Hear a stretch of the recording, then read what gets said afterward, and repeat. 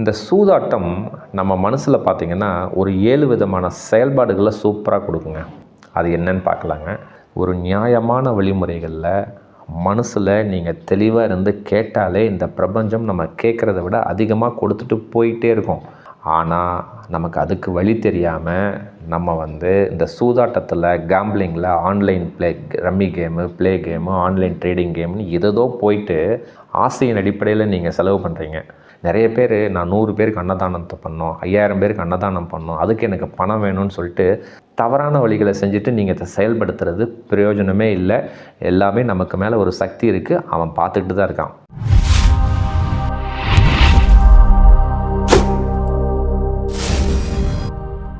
வணக்கம். இன்றைக்கி ஒரு சிறப்பான, நலமான, சூப்பரான தலைப்பை விவாதிக்கலாங்க.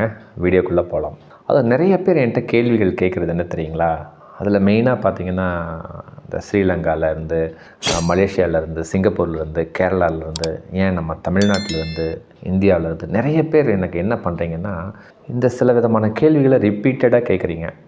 அதனால் நான் என்ன நினைக்கிறேன், சரி இது ஒரு வீடியோவே போட்டுடலாம், இது பார்க்குறவங்களுக்கு பயன்படும் அப்படிங்கிற சூழ்நிலையில் தான் இந்த வீடியோவை செயல்படுத்துகிறேன். அற்புதமாக பாருங்கள். ஸோ இதை பார்த்துட்டு என்ன புரிதல் தன்மை வந்திருக்குன்னு சொல்லி கமெண்ட் பண்ணுங்கள், ஓகேங்களா? அதாவது என்ன கேள்விகள்னாங்க, சார் நான் லாட்டரி சீட் வாங்கியிருக்கேன், எனக்கு ஒரு 2 crores வேணும், நீங்கள் அஃபர்மேஷன் பண்ணால் எல்லாமே கிடச்சிரும், இந்த பிரபஞ்சம் கொடுத்துரும் அப்படின்னு சொல்கிறீங்க, நான் என்ன அஃபர்மேஷன் பண்ணணும் அதை மட்டும் சொல்லுங்கள், எனக்கு 2 crores வந்துட்டால் நான் ரொம்ப சந்தோஷமாக இருக்கேன், எனக்கு தேவைகள் நிறையா இருக்குது அப்படின்னு ஒரு கேள்வி. இன்னும் ஒரு சிலர், சார் நான் ஃபாரின் வந்துட்டேன் சார், இங்கே என்னால் வேலை செய்ய முடியல, ஃபேமிலியெல்லாம் ஊரில் இருக்காங்க, நான் இங்கே லாட்டரி சீட்டு வாங்கியிருக்கேன், எனக்கு ஒரு 1 கோடி ரூபா விழுந்துட்டால் போதும் சார், நான் ஊருக்கே போயிடுவேன், ஃபேமிலியோட சந்தோஷமாக இருப்பேன், எனக்கு என்ன அஃபர்மேஷன் பண்ணணும் சொல்லுங்கள் அப்படின்னு சொல்லி கேட்குறீங்க. இன்னும் ஒரு சிலர், சார் எனக்கு இந்த பிரபஞ்சம் எல்லாத்தையுமே கொடுத்துருக்கு, நான் கேட்கும்போதெல்லாம் சின்ன சின்ன விஷயங்கள் நிறையா செயல்படுத்திருக்கு, எனக்கு அடுத்த வருஷம் என் பொண்ணுக்கு கல்யாணம், என் பையனை காலேஜுக்கு சேர்த்தணும், எனக்கு ஒரு 2 கோடி ரூபா வேணும், நான் லாட்டரி சீட்டு வாங்கிட்டேன், என்ன அஃபர்மேஷன் செய்யணும் சொல்லுங்கள், எனக்கு அந்த லாட்டரி சீட் விழுகணும், உங்களால் முடியுமா முடியாதா? கேள்விகள் புரியுதுங்களா? இன்னும் ஒரு சிலர், சார் நான் அந்த ஆன்லைன் கேம்பிளிங்கில் நான் விளையாடிட்டுருக்கேன் சார், அதில் எனக்கு ஒரு நாளைக்கு மினிமம் ஒரு 30,000 ஒரு 50,000 வரைக்கும் விழுகணும் சார், டெய்லி எனக்கு விழுகணும் சார், நீங்கள் என்ன அஃபர்மேஷன் சொல்கிறீங்களோ நான் அப்படியே செய்கிறேன் சார், எனக்கு எப்போ கிடைக்கும்? இன்னும் ஒரு சிலர், ஒரு லேடி கால் பண்ணியிருந்தாங்க, சார் எனக்கு ஒரு 5 கோடி ரூபா வேணும், லைஃப்பில் நான் ஃபுல்லாக செட்டில்டு, நல்ல கணவர், நல்ல குழந்தைகள், எல்லாம் எனக்கு தேவையான பணம் இருக்குது, எனக்கு ஒரு 5 கோடி ரூபா வேணும், இது நான் பிரபஞ்சத்திட்ட கேட்டிருக்கேன், லாட்டரி சீட்டு வாங்கி வச்சுருக்கேன், எனக்கு கிடைச்சே ஆகணும், அதுக்கு என்ன செய்யணும் அப்படிங்கிற கேள்வி. சரிங்கம்மா, அந்த 5 கோடி ரூபா எதுக்குமா உங்களுக்கு வேணும் அப்படின்னா, ஒரு கோயில் கட்டுறாங்க சார் எங்கள் ஊரில், அந்த கோயிலுக்கு நான் டொனேஷனாக கொடுக்கணும், அதனால் எனக்கு நிறைய புண்ணியம் வரும் அப்படின்னு சொல்லி கேட்குறீங்க. கேள்விகள், அதனோட பொருள் எல்லாமே ஒன்று தான். இதை பற்றி தான் இந்த வீடியோவில் சிறப்பாக பார்க்கலாம். இந்த வீடியோ பற்றி உங்களோட புரிதல் தன்மை என்ன இருந்தாலும் கமெண்ட் பண்ணுங்கள். இல்லைனா என்னுடைய வாட்ஸ்அப் நம்பர் 9080274280 வாய்ஸ் மெசேஜ் பண்ணுங்கள். எந்த சந்தேகமாக இருந்தாலும் கேளுங்க, எந்த சூழ்நிலைகளாக இருந்தாலும் சிறப்பாக வாய்ஸ் மெசேஜ் பண்ணுங்கள். நான் ஃப்ரீயாக இருக்கும் பொழுது உங்களோட பேசுகிறேன், அற்புதமாக செயல்படுத்தலாம். வீடியோக்குள்ளே போகலாங்க. இப்போ உங்களோட கேள்விகள் எல்லாம் என்னென்னாங்க, லாட்ரி பற்றினது, அல்லது இந்த ஒரு ஆன்லைன் கேம்பிளிங் பற்றினது, இல்லை ஒரு நம்பர் கேம். நிறைய பேர் சொல்கிறீங்க, sir number game sir, 6 number sir, நீங்கள் எனக்கு சொல்லுங்கள் சார், உங்களுக்கு தான் பிரபஞ்சத்தோட கனெக்ட் ஆகிட்டீங்கன்னு சொல்கிறீங்கல்ல, எனக்கு ஒரு 6 நம்பர் சொல்லுங்கள், நான் அப்ளை பண்ணுறேன், எனக்கு ப்ரைஸ் வரணும், உங்களால் முடியுமா அப்படின்னு கேட்குறீங்க. ஸோ இந்த மாதிரி பலதளப்பட்ட கேள்விகள் கேட்குறீங்க. ஃபஸ்ட்டு ஒரு புரிதல் தன்மைக்கு வாங்க. ஒரு கேள்வி நான் கேட்டுடுறேன், மனசுக்குள்ளே யோசனை பண்ணிகிட்டே இருங்க. வீடியோனுடைய முடிவில் அதுக்கு நீங்கள் பதில் சொல்லுங்கள், நானும் பதில் சொல்கிறேன். தேவை, ஆசை, இதுக்கு நமக்கு வித்தியாசம் தெரியல. ஸோ இதுக்கு என்ன பதிலுங்கிறது பின்னால் பார்க்கலாம், நீங்களும் யோசனை பண்ணிகிட்டே இருங்க. அதாவதுங்க, இந்த லாட்ரி அப்படிங்கிறது பார்த்திங்கன்னா, இதுக்கு ஆங்கிலத்தில் என்ன சொல்லுவாங்கன்னா கேம்பிளிங் அப்படின்னு சொல்லுவாங்க. இந்த கேம்பிளிங் அப்படின்னா சூதாட்டம், தமிழில் சூதாட்டம், ஆங்கிலத்தில் கேம்பிளிங். ஸோ இந்த சூதாட்டம் நமக்கு தேவையா தேவையில்லையாங்கிறத இந்த வீடியோவில் ஒரு கன்க்ளூட் பண்ணலாம். இந்த சூதாட்டம் நம்ம மனசில் பார்த்திங்கன்னா ஒரு 7 விதமான செயல்பாடுகளை சூப்பராக கொடுக்குங்க. அது என்னன்னு பார்க்கலாங்க. ஃபஸ்ட்டு என்ன ஆகும்னாங்க, நம்மளை அடிமையாக்கிட்டோம், ஓகேங்களா? அந்த சூதாட்டத்துக்கு மறுபடியும் நம்ம போகணுங்கிற அடிமையாக்கிடும். 2வது விஷயம், நம்ம செல்ஃப் டிசிப்ளின் சுத்தமாக இருக்காது.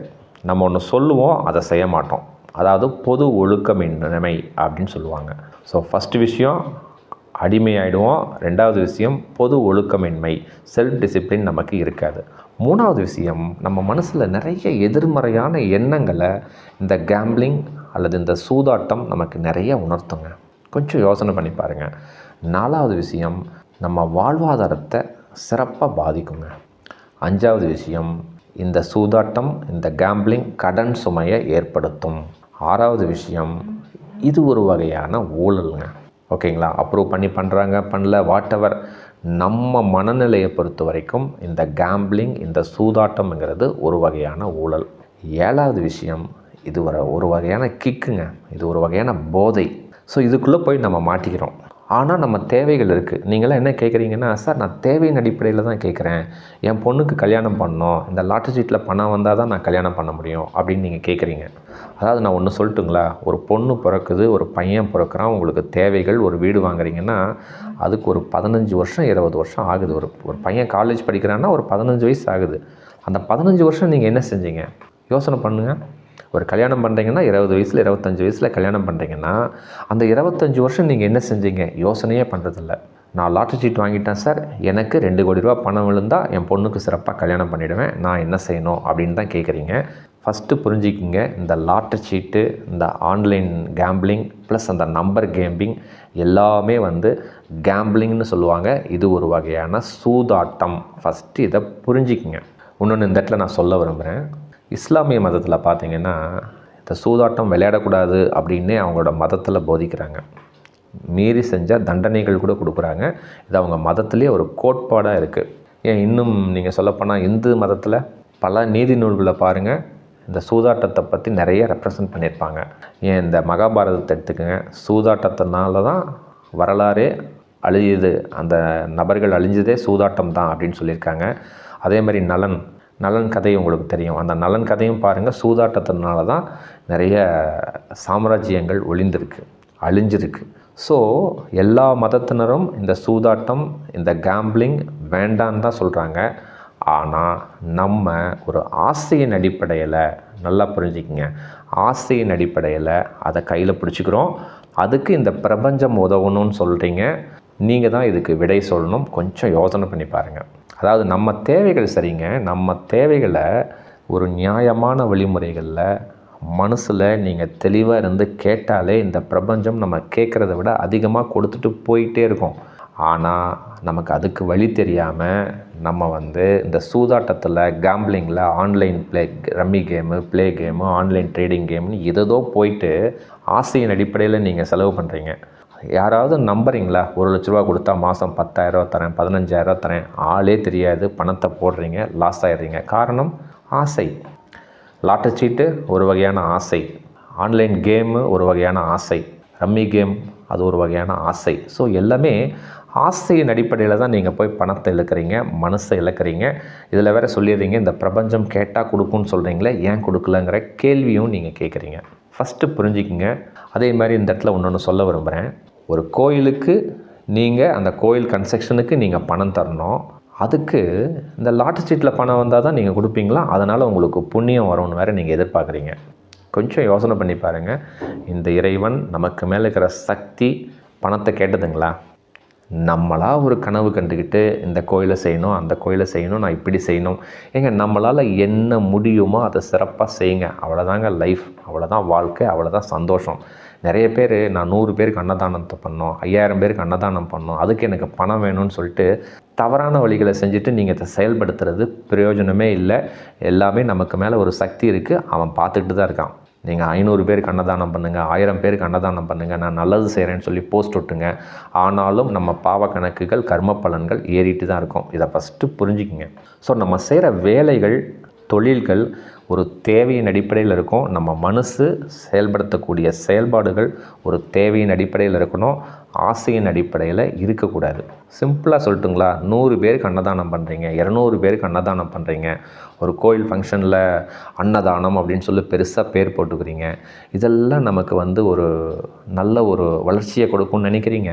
சும்மா ஒரு படி சர்க்கரை எடுத்து சும்மா அப்படி போடுங்க, பூமியில் போடுங்க, லட்சக்கணக்கான எறும்புகள் சாப்பிட்டு போயிடும். அதுவும் ஒரு வகையான ஹெல்ப் தாங்க. அதுவும் நம்மளால் என்ன உதவி செய்ய முடியுமோ அதனை மனதளவில் சிறப்பாக செயல்படுத்துங்க. இதை செயல்படுத்தாமல் நான் அது வந்தால் இதை செய்வேன், இது வந்தால் அது செய்வேன் அப்படின்னு சொல்லிட்டு கேம்பிளிங், ஒரு சூதாட்டம் அப்படிங்கிறத பிடிச்சிக்கிட்டு வாழ்க்கையில் பலவிதமான சந்தோஷங்களை இழந்து கஷ்டப்படுறீங்க, வேதனைப்படுறீங்க. இதில் வேறு அந்த பணம் நான் அந்த கோயிலுக்கு கொடுத்தா எனக்கு புண்ணியம் வரும் அப்படிங்கிற வேறு மனசில் நினச்சிக்கிறீங்க. கொஞ்சம் யோசனை பண்ணுங்கள். இந்த சூதாட்டம், இந்த கேம்பிளிங் இதுக்குள்ளெல்லாம் போகிறவங்களோட மனநிலை எப்படி தெரியுங்களா இருக்கும்? இது சூதாட்டங்கிறது ஒரு தப்புங்கிறதே தெரியாமல் செயல்படுத்திகிட்டே இருப்பாங்க. இந்த செயல்பாடுகள், அவங்களோட செயல்பாடுகள் ஃபுல்லாக பாருங்கள் ஆசையின் அடிப்படையிலே இருக்கும். ஒரு டார்கெட்டே இருக்காது. இது வந்ததுன்னா அதை செஞ்சிடுவேன், அது வந்தால் இதை செஞ்சிடுவேன், வீடு வாங்கிடுவேன், கார் வாங்கிடுவேன், ஒரு 1 கோடி ரூபா வரும், 2 கோடி ரூபா வரும்னு சொல்லிட்டு பல விதமான கனவுகளில் ஆசையின் அடிப்படையில் செயல்பட்டே இருப்பாங்க. இன்னொன்று, அவங்களோட மனநிலை இது வருவாய் ஈட்டுற தொழில் தான் அப்படின்னே செயல்பட்டுகிட்டே இருப்பாங்க. கொஞ்சம் யோசனை பண்ணுங்கள். சூதாட்டம் அப்படிங்கிறது ஒரு கேம்பிளிங். எந்த தொழிலுமே எந்த வேலையுமே நான் செய்ய வேண்டாம்னு சொல்லிங்க. எது செயல்பட்டாலும் மனசுக்கு பாதிப்பு இல்லாமல் நீங்கள் செயல்பட்டிங்கன்னா நம்ம வாழ்க்கை சந்தோஷமாக இருக்கும். சரி, நானும் ஒரு தடவை லாட்டரி சீட் வாங்கி பார்க்குறேன், நானும் ஒரு தடவை கேம் விளையாடி பார்க்குறேன். ஒரு தடவை செய்யலாம், 2 தடவை செய்யலாம். அதனால் எந்த பாதிப்பும் நம்ம மனசுக்கோ நம்ம செயலுக்கோ நம்ம சிந்தனைக்கோ வராமல் நீங்கள் செயல்பட்டால் நலம். ஏன்னா இதெல்லாம் ஒரு இமீடியட் சந்தோஷத்தை கொடுக்குற ஒரு கேம்பிளிங். ஏன்னா அந்த பேர்லேயே வந்துடுது, ஒரு சூதாட்டம்னு வந்துடுது. அதுக்கப்புறம் இது தேவையின் அடிப்படையிலையா இல்லை ஆசையின் அடிப்படையிலாங்கிறத நீங்கள் டிசைட் பண்ணிக்கோங்க. என்னை பொறுத்த வரைக்கும் இந்த சூதாட்டம் என்பது நம் மனசை வச்சு செய்யும். நல்லா யோசனை பண்ணி பாருங்கள். உங்கள் வாழ்க்கையில் பல நபர்களை கடந்து வந்திருப்பீங்க, நிறைய பேரை கடந்து வந்திருப்பீங்க. ஏன்னா இன்றைக்கெல்லாம் காலகட்டத்தில் பார்த்திங்கன்னா நிறைய பெண்கள், நிறைய ஆண்கள் நல்லா படிச்சிருக்காங்க, ஒரு நல்ல ப்ரொஃபஷனில் இருக்காங்க, ப்ரொஃபஸராக இருக்காங்க, பிஹெச்டி படிச்சிருக்காங்க, நல்ல ஹையர் ரேங்க்கில் இருக்காங்க. பார்த்திங்கன்னா இந்த ஆன்லைன் கேம்பிளிங் அப்படின்னு உள்ளே போயிட்டு பல லட்சங்களை சாதாரணமாக இழந்துடுறாங்க. இழந்துட்டு என்ன செய்கிறதுன்னு தெரியல. இதை வெளியிலையும் செய்ய முடியல, உள்ளேயும் வச்சிக்க முடியல, கஷ்டப்படுறாங்க. அவங்க சம்பாதிச்ச பணத்தை அத்தனையுமே இழந்துடுறாங்க. ஸோ தயவுசெய்து இது தேவையின் அடிப்படையில் இருக்கிறதா ஆசையின் அடிப்படையில் இருக்கிறதாங்கிறத உங்கள் மனசுக்கு கேட்டு பாருங்கள். உங்கள் மனசு சொல்லும் இது தேவையா இல்லையா அப்படிங்கிறத சொல்லும். டிசைட் பண்ணிவிட்டு செயல்படுத்துங்க. ஒரு உண்மை சம்பவத்தை நான் இந்த இடத்துல சொல்லி ஆகணும். ஒரு அம்மா தன்னோட குடும்ப சூழ்நிலைகள், கணவர் இறந்துட்டார், ஒரு 3 பசங்க இருக்காங்க அப்படிங்கிறதுனால, ஒரு பையன் 2 பொண்ணு இருக்காங்க அப்படிங்கிறதுனால, சரி நம்ம படிக்க வைக்கணுமே அப்படின்னு சொல்லிட்டு ஒரு கல்ஃப் கண்ட்ரீஸ்க்கு ஒரு வேலைக்கு செய்ய போகிறாங்க. அவங்களுக்கு மாதம் பார்த்திங்கன்னா இந்தியன் மணிக்கு ஒரு 60,000 ரூபாய் 70,000 சம்பளம். ஸோ அந்த அம்மா 2 வருஷம் கான்ட்ராக்டில் போகிறாங்க. சிறுக கொஞ்சம் கொஞ்சமாக சேர்த்தி ஒரு 6 லட்ச ரூபா பணம் சேர்த்து வச்சுருக்காங்க. வீட்டுக்கு பணம் அனுப்பிடுவாங்க. ஏன்னா மூத்த பையன் காலேஜ் படிச்சுட்ருக்கான், மற்ற பசங்கள்லாம் இருக்காங்க. அவங்களே சமைச்சு சாப்பிட்டுட்டு குடும்பத்தை நல்லா நிர்வாகம் பண்ணிகிட்ருக்காங்க. 2 வருஷம் முடிய போகுது, நான் அடுத்த மாதம் வந்துடுறேன் அப்படின்னு சொல்கிறாங்க. எல்லா பணத்தையுமே அவங்க இங்கே அனுப்பிடுவாங்க. மாதம் பார்த்திங்கன்னா 50,000 60,000 அனுப்பிடுவாங்க. அவங்க படிப்பு செலவு எல்லாம் போக, வீட்டு வாடகை போக அந்த பசங்களே தான் மேனேஜ் பண்ணிகிட்ருக்காங்க. சந்தோஷமான குடும்பம். சேவிங்ஸும் ஒரு 5 லட்ச ரூபா 6 லட்ச ரூபா பேங்க் அக்கௌண்ட்டில் சேர்ந்துருச்சு. அந்த அம்மாவும் சரிங்க 2 வருஷம் நான் வேலை செஞ்சுட்டேன், நான் ஊருக்கு போகணுன்னு சொல்லி பசங்களோட பேசுகிறாங்க. சரிப்பா, பணம் இருக்குது, நம்ம அதை வச்சுட்டு நம்ம குடும்பத்தை நடத்தலாம், நான் வந்துடுறேன் அப்படின்னு சொல்கிறாங்க. அந்த நேரத்தில் அந்த பையன் என்ன பண்ணுறான்னா, அந்த காலேஜ் படிச்சுட்டு இருக்கிற பையன் பேங்க் அக்கௌண்ட், அவனோட பேங்க்கில் தான் எல்லா பணத்தை அனுப்பியிருக்காங்க. அந்த அம்மா கேட்டிருக்கு, டிக்கெட் புக் பண்ணணும், நீ டிக்கெட் எடுத்துரு, இதுக்கெல்லாம் கொஞ்சம் ஆன்லைனில் புக் பண்ணிவிட்டேன், நான் வந்துடுறேன்னு சொல்லும்பொழுது அந்த பையன் சொல்கிறான், அம்மா அக்கௌண்ட்டில் 6 லட்ச ரூபா பணம் இருந்தது உண்மைதாம்மா, இப்போ பணம் இல்லை, கொஞ்சம் 1 மாதம் வெயிட் பண்ணுங்கள், அந்த பணம் வந்துடும். நான் ஒரு 6 லட்ச ரூபா ஒரு பிஸ்னஸில் போட்டிருக்கேன், அது எனக்கு ஒரு 12 லட்ச ரூபா 15 லட்ச ரூபா வந்துடுங்கம்மா, இன்னும் 1 மாதம்தான், வந்ததுக்கப்புறம் நீங்கள் வாங்க, நம்ம எல்லாம் சந்தோஷமாக இருக்கலாம், ஒரு சின்ன வீடு ஒன்று கட்டிக்கலாம், வாடகை கொடுக்க முடியல, நம்ம படிப்பு செலவு எல்லாத்தையுமே பார்த்துக்கலாம் அப்படின்னு சொல்லி அந்த பையன் சொல்லியிருக்கான். அந்த அம்மாவும் நம்பிட்டாங்க. கடைசியில் என்ன தெரியுங்களா நடந்தது? அந்த அம்மா ஃபோன் பண்ணிகிட்டே இருக்கிறாங்க, என்னடா ஆச்சு தங்கம், பணம் வந்ததா, 1 மாதம் ஆச்சு, பணம் 15 லட்ச ரூபா வந்ததா என்னன்னு கேட்குறாங்க.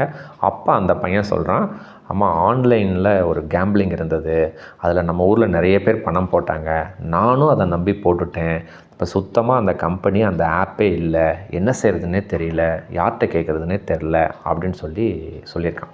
கொஞ்சம் யோசனை பண்ணி பாருங்கள். இது தேவையின் அடிப்படையில் செஞ்சாங்களா? தேவை, அவங்க குடும்பத்துக்கு 2 பொண்ணு இருக்குது, தங்கச்சி இருக்குது, அதனால் அவங்களோட படிப்புக்கு தேவை, ஒரு வீடு வாங்கணும், எல்லாமே தேவை. பட் அவங்களோட செயல்பாடுகள் எதன் அடிப்படையில் இருக்குது? ஆசையின் அடிப்படையில் இருக்குது. ஃபஸ்ட்டு புரிஞ்சுக்குங்க. இன்றைக்கி அந்த அம்மாவோட வாழ்க்கை 2 வருஷம் அங்கே முடிஞ்சிருச்சு, வரலான்ட்டு இருந்தாங்க, இப்போ வர முடியல. இப்போ ஃபர்தராக இன்னும் ஒரு 2 இயர்ஸ் நான் கஷ்டப்பட்டு வேலை செய்யணும்னு சொல்லி புலம்பிட்டு அழுகிறாங்க ஃபோனில். புரியுதுங்களா? நம்ம எந்த செயல்பாடுகள் செஞ்சாலும் தேவையின் அடிப்படையில் தான் இருக்குது. நம்ம தேவைகள் தான், இதில் எந்தவித மாற்று கருத்தும் கிடையாது. பட் அந்த செயல்பாடுகள் ஆசையின் அடிப்படையில் இருக்கக்கூடாது. ஸோ இப்போ புரிஞ்சிருப்பீங்கன்னு நினைக்கிறேன். ஸோ இந்த வீடியோ பார்த்த ஒவ்வொருத்தரும் எந்த செயல்பாடுகள் செஞ்சாலும், எந்த பிஸ்னஸ், எந்த வேலை, ஒரு செயல் செஞ்சாலும் தேவையின் அடிப்படையில் செய்கிறீங்களா இல்லை ஆசையின் அடிப்படையில் செய்கிறீங்களா அப்படின்னு நீங்கள் கொஞ்சம் முடிவு பண்ணிவிட்டு செஞ்சீங்கன்னா, தேவையின் அடிப்படையில் இருந்ததுன்னா இந்த பிரபஞ்சம் நமக்கு மேலே இருக்கிற இறைசக்தி நம்ம கேட்குறத விட அதிகமாக கொடுக்கும். இவ்வளோ தாங்க ஃபார்முலா. சிறப்பாக செயல்படுத்துங்க.